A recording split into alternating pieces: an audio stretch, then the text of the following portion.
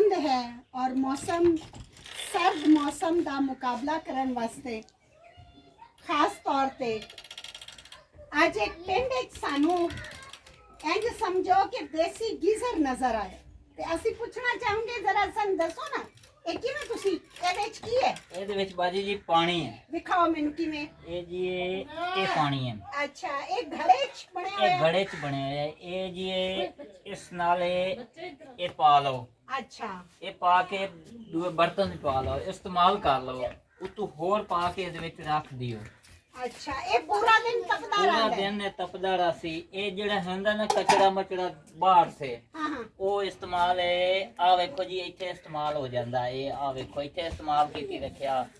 अच्छा यानी ये जेड़ा कचरा है ये इस्तेमाल हो सकदा है ये कचरे नु तुसी इस्तेमाल इस्तेमाल कर ये साडा इस टाइम एक गीजर हो गया जी अच्छा इनु बनाया किवें तुसी ਇਹਨੂੰ ਮਿੱਟੀ ਦਾ ਬਣਾਇਆ ਘੜਾ ਵਿੱਚ ਰੱਖਤੇ ਥੱਲੂ ਚੁੱਲਾ ਬਣਾਇਆ ਚੁੱਲੇ ਦੀ ਜਗ੍ਹਾ ਰੱਖਤੇ ਅੱਗ ਦੀ ਜਗ੍ਹਾ ਰੱਖਤੇ ਉੱਤੇ ਪਾਣੀ ਦੇ ਪਾ ਕੇ ਘੜਾ ਵਿੱਚ ਰੱਖ ਕੇ ਚੁੱਲੇ ਤੇ ਦਿੱਤਾ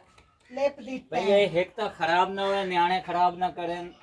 ਬੰਦ ਰਹੇ अच्छा ਇਹ ਹੁਣ ਢੱਕਿਆ ਪਿਆ ਹੈ ਜਦੋਂ ਇਹਦੀ ਜ਼ਰੂਰਤ ਹੈ ਇਸ ਨੂੰ ਨਹੀਂ ਕਰ ਲਓ ਇੱਥੋਂ ਪਾ ਲਓ ਦੂਸਰੇ ਬਰਤਨ ਵਿੱਚ ਪਾ ਕੇ ਤੇ ਉਤੋਂ ਉਤਨਾ ਜਿਤਨਾ ਪਾ ਲਓ ਉਤਨਾ ਹੋਰ ਪਾ ਦਿਓ ਠੰਡਾ अच्छा ਇਹ ਗਰਮ ਹੁੰਦਾ ਰਸ ਇਹ ਇੱਥੇ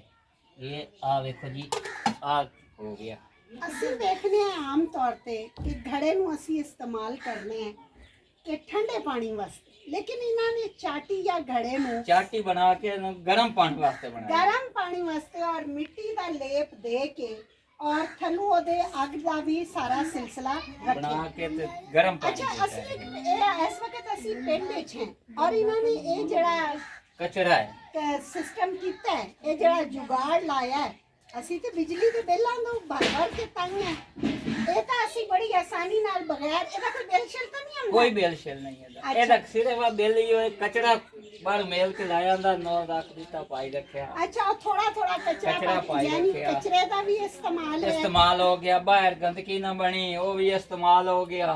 कचरा और इन्होंने इन्हों गुसल खाने दे बिल्कुल नाल नाल बनाया भाई नजदीक नाउन ना पानी गर्म करना हुए ਇਹਦੇ ਵਿੱਚ ਪਾ ਕੇ ਅੰਦਰ ਲੈ ਜਾ अंदर ले जाओ देखो साइंस कितनी तरक्की कर गई है लेकिन ਅਸੀਂ ਅੱਜ ਵੀ ਵੇਖਨੇ हैं कि देहातां ਜਿਹੜੇ ਪੁਰਾਣੇ ਵੇਲੇ ਦੇ ਸਾਰੇ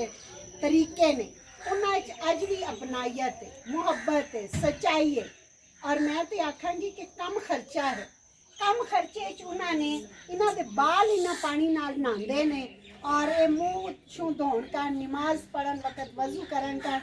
ताज़ा पानी गर्म पानी हो बर्तन साफ करने हर वास्ते जगह ते और ये बड़ी इस्तेमाल हो आसानी सकता। नाल अगला इस्तेमाल इस्तेमाल कीती रखते नवा पा लिया नवा पा नवा पा लिया ते ये सारी गलबात विखाण का मकसद है कि असी नीरे ये उलामे दिती रखिए कि बिजली का बिल ढेर आया है अगर असी कूड़ा क्रिकेट नो सही इस्तेमाल करिए और यह जे तरीक़ेकार अपनाइए तो पूरा दिन गर्म पानी भी मैसर है और उसके नाल पूरा जड़ा कूड़ा क्रिकेट है वो भी इस्तेमाल हो रहा है तो देहातां की जिंदगी बड़ी मुहब्बत बड़ी अपनाइयत है। ਇਹ ਸਕੀਮਾਂ ਤੁਹਾਨੂੰ ਮੁਨਾਫਾ ਬਖਸ਼ ਵੀ ਨੇ ਔਰ ਫਾਇਦਾ ਵੀ।